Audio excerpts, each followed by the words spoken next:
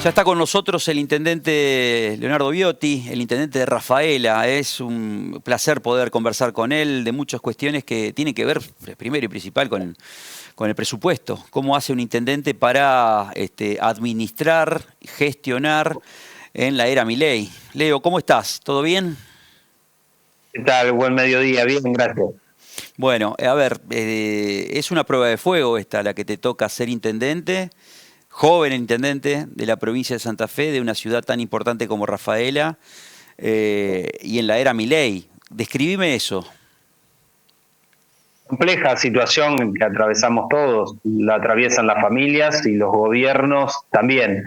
La verdad que venimos con distintas complicaciones que la realidad nos presenta todos los días y en particular al recorte de los apoyos de los otros niveles de gobierno, principalmente de nación, nos complican a todos las gestiones diarias. Gestiones que ya son complejas porque para realizar compras, contrataciones de servicios ya requerimos un montón de cuestiones administrativas que antes no requeríamos porque la propia situación nos complejiza todo, hasta a veces nos complejiza encontrar los proveedores específicos porque hay cosas que ni siquiera se encuentran en el mercado. No es una realidad de ahora, ¿no? Es una realidad que venimos arrastrando desde hace mucho tiempo, pero que esto se ve complejizado aún más con esta quita de algunos recursos específicos que los gobiernos locales precisamos para poder hacer frente a las distintas demandas que tenemos.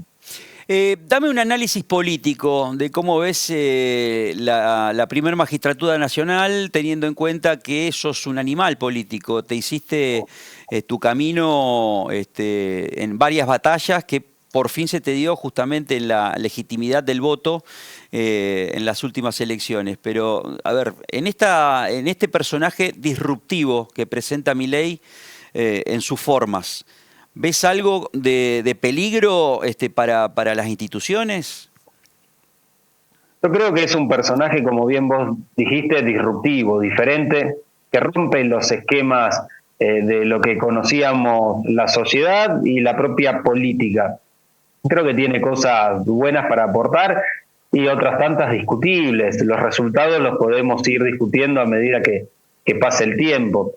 Lo que sí creo que te está dando algunas batallas importantes, como por ejemplo la de buscar nivelar los ingresos y los egresos de una caja de un país, que si seguíamos en el camino que íbamos, obviamente que el futuro que nos seguía iba a ser peor del presente que tenemos, que es difícil. Pero en esa toma de decisiones, en la búsqueda de ese objetivo que es noble y que compartimos, en donde tenemos que entre todos buscar un Estado que nivele esos ingresos y esos egresos y un Estado que sea eficiente en el uso de los escasos recursos que tenemos, se toman decisiones que a veces no tienen en cuenta todas las posiciones o todas las miradas de un país que es grande, con realidades muy distintas.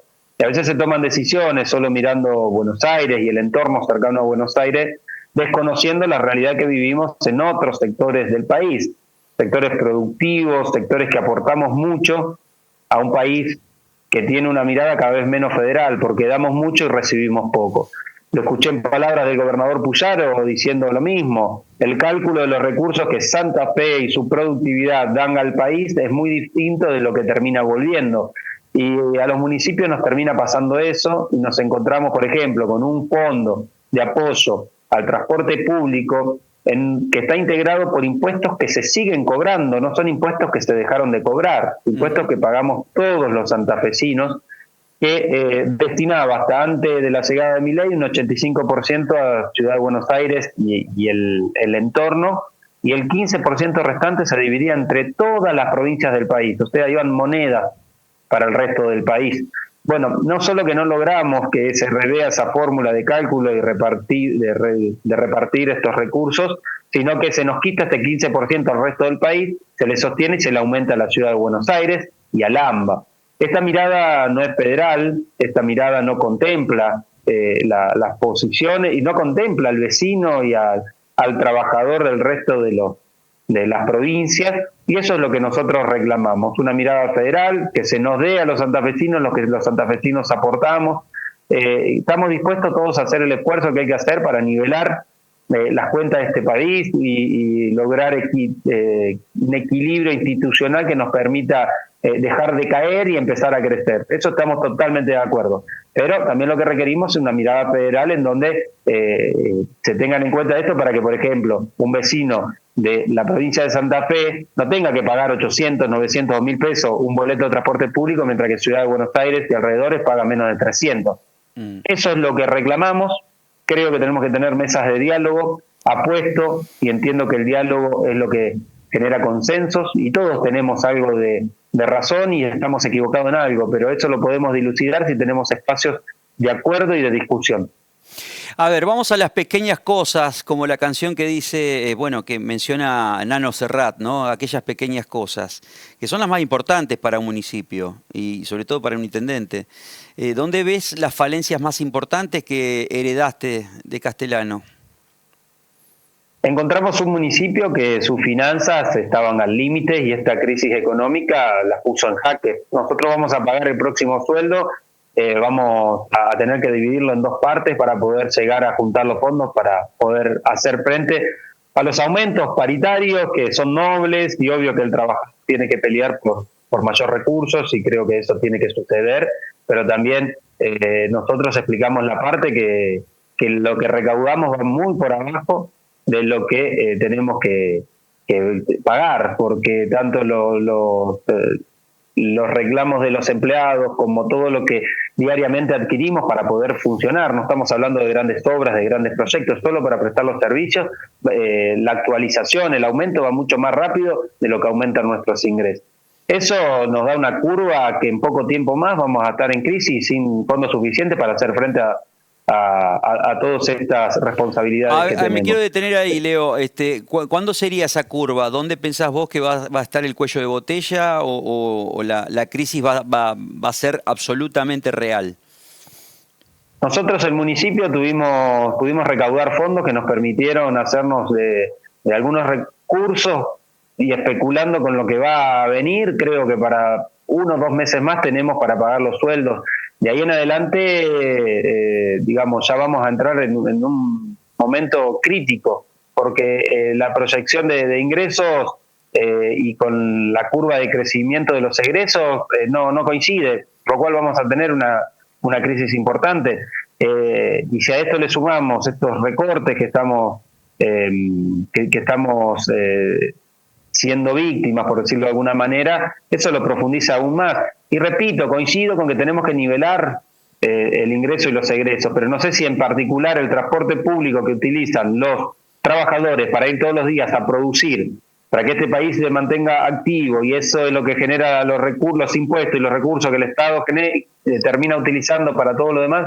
Yo no sé si es ahí donde justamente tenemos que tomar esas decisiones. Pero, insisto, el diálogo es el camino, las mesas de discusión y tener la posibilidad de mostrar también las realidades que nosotros vivimos y que no solo se gestione y se tomen decisiones mirando solo Buenos Aires.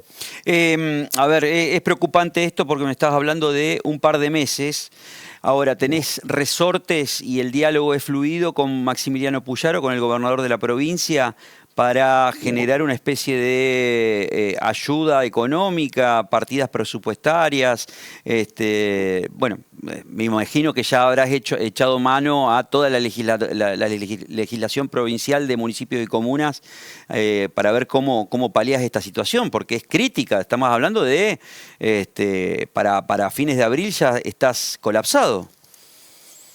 Las proyecciones nos dan eso, veremos cómo se termina desarrollando el panorama, pero tenemos una alerta para esa época que tenemos que prever e ir haciendo lo necesario para tratar de que este impacto no sea tan fuerte. Para nosotros nuestra responsabilidad principal es pagar los sueldos y prestar los servicios.